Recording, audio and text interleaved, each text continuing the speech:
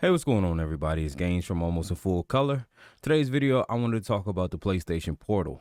And first, I just want to say that I actually wasn't going to do a video on the PlayStation Portal device, but after seeing so many reviews from bigger channels and seeing a lot of information missing or really just flat out embellished, I decided to do a real review of the device. That way, many people who are still on the fence or maybe just waiting to buy one have a better understanding of if this device is really for them. Now, if you're wondering if I have a PlayStation Portal, I actually don't. So now you might be wondering, how can I review a device that I do not own? Well, easily. This is actually one of the rare times I can review a device without owning it because I have everything that makes up the device already. Here I have my DualShock 5 controller, my ROG Ally, which also has a 1080p LCD screen, and of course, my PlayStation 5 console. Now, the only difference between the PlayStation Portal and the ROG Ally being paired with the DualShock 5 controller is two things. The PlayStation Portal actually only uses Wi-Fi 5, whereas the PlayStation 5 can utilize Wi-Fi 6.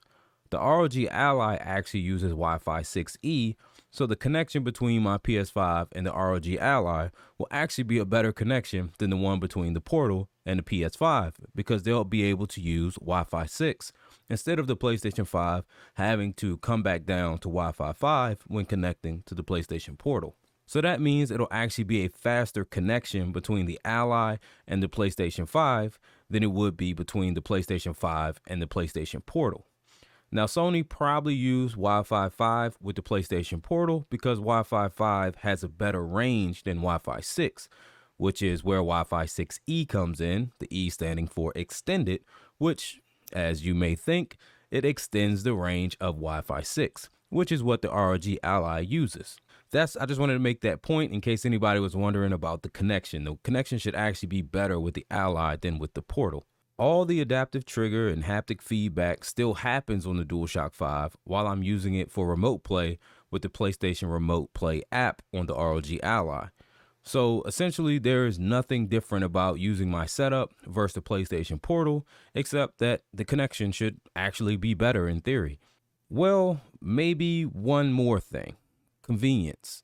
The PlayStation Portal does eliminate the need for multiple things combined by combining them into one sleek device. First, let's start with a quick overview of the PlayStation Portal.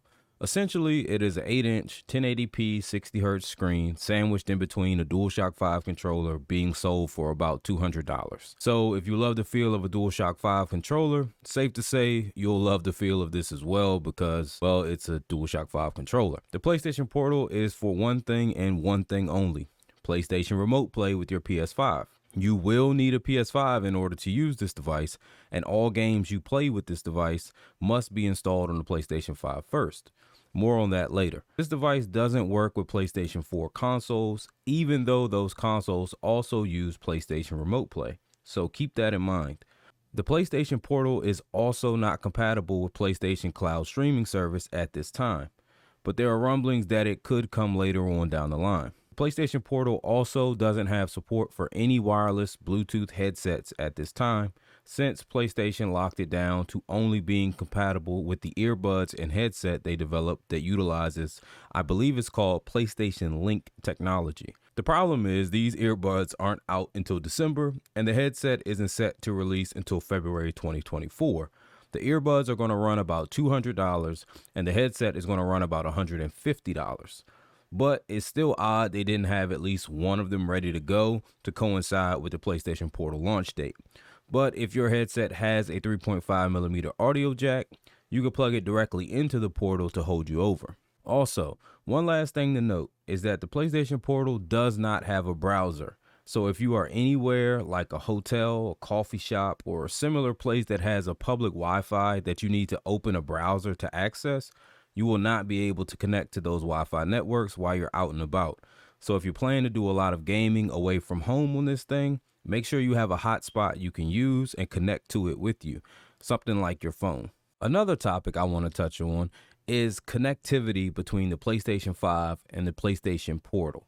As you all know, or should know by now, the PlayStation 5 uses remote play with the PlayStation Portal, and they use your in-home Wi-Fi network in order to connect to each other. Or it's going to use whatever Wi-Fi network you're using out and abroad, plus the Wi-Fi network your PlayStation 5 is on at home in order to be able to talk to each other. So with that being said, PlayStation says you'll need about a 5 megabit to a 15 megabit down connection in order to play this smoothly. One thing I want to throw out there is that if you have a really good internet connection, say if you're somebody with 3, 4, 500 megabits down, it really shouldn't be a problem for you because this device is really marketed at people who share TVs with other people. You know, if you're in a big family or you just have a lot of roommates or something like that, to where maybe your PlayStation 5 is hooked up to a shared TV and the PlayStation Portal is your way to play PS5 when others have that TV. If you have a connection that's not a really good connection, like you don't have a strong download speed, maybe you only have like 30, maybe you only have like 50, but you still have multiple roommates in your house, or you just have other people in your home that's going to be using that internet, make sure you take that into account because you may not get the full speed required in order to have a smooth remote play experience, especially if other individuals in your home are using that connection for video streaming, like from Netflix or YouTube or Hulu or things like that, or maybe they're playing games online, or maybe they're downloading things. You may not have a great gameplay experience because a lot of your bandwidth is already going to be eaten up by other people in your home. So it's really not just, oh, you have a good enough internet connection, it's definitely going to work. It does depend on your situation, how many other people in your home are connecting to that router as well and pulling from it. Also, how good your router is. If you just have a regular router, it may not be able to hold up to you trying to remote play and maybe 2, 3 other people in your home also trying to stream. That is all stuff you need to take into consideration before you purchase this device, thinking you're going to have a great experience because you only need 5 to 15 megabytes of bandwidth in order to get the most out of this thing. You're definitely going to want to have at least more than 15, even though they say it's doable with 5 to 15. Rule of thumb when you do any type of remote play or cloud streaming, I always say double whatever they're asking for if you want a smooth experience or the best experience you can get from that service. The PlayStation Portal is not for people out there who have huge PS5 game collections that consist of physical discs. That's because one main caveat of using the PlayStation Portal to remote play from your PS5 is that not only does the games have to be installed on the PlayStation 5, if you installed that from a physical disc you bought, you will need to make sure the disc is in the console when you want to play the game.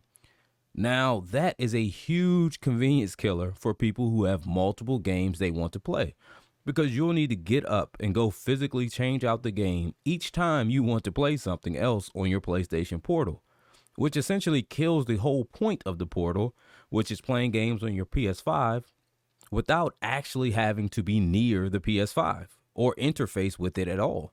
This is even worse for when you want to play your PS5 when you're not home, because you will need to make sure you put the disc in the PS5 for the game you want to play before you leave the house, or maybe you can call home and ask somebody to kindly do it for you. But even if you do put the disc in the PS5 before you leave, you will be locked into playing that one game until you come back home. Now, if you only play like one game, then you probably can get around that by just leaving the game in the PS5 all the time. But if you play multiple games, this is a big thing to consider. Also, whether or not the PlayStation Portal is for you depends on the kind of games you enjoy playing. If you play a lot of racing games, first-person shooters, or any fast-paced game that relies on a very smooth, stutter-free experience to really be enjoyable, then the PlayStation Portal is probably not for you. While the PlayStation Portal and remote play in general from the PlayStation 5 is better than it was on the PlayStation 4 by far, it's still not super smooth. You will still feel the stuttering while playing remotely, that while playable, still feels off from playing locally on the PS5. If you've seen reviews from bigger channels that got this device early to review, You will notice the word playable is thrown around a lot when talking about how well the PlayStation Portal and Remote Play works. Most footage shown of actual gameplay will usually be an action adventure game like Spider Man or possibly an RPG style game where stuttering and frame drops are more tolerated while playing. Also, you will notice it is hard to find them showing gameplay for more than like a few seconds because it's really hard to get footage of gameplay that doesn't stutter or skip when showing it for more than 20 seconds. Now, it doesn't mean it isn't viable, but just remember it isn't great, but it is playable. Again, there's that word. So, again, as long as you are playing slower paced and single player games, you should be okay. Just don't expect some super smooth play experience. You will need to accept the slight stuttering during gameplay and the occasional video quality drop. So, with that being said, you can kind of see who this device is best suited for. People who have large digital only game libraries that consist of single player games that are action adventure, RPG, or other slower paced genres. If that's you, then this device could definitely be something you could look to take advantage of. Now, I'm not saying that the PlayStation Portal is something that nobody should own. It definitely has its use cases. But after seeing a lot of fluff pieces out there that I felt would lead people to think it's a perfect companion to their PS5, no matter their current situation, I wanted to give some further details that I thought you should all know before considering this purchase. With that being said, thanks as always for all the support you have given us, and I'll catch you on the next one. Peace.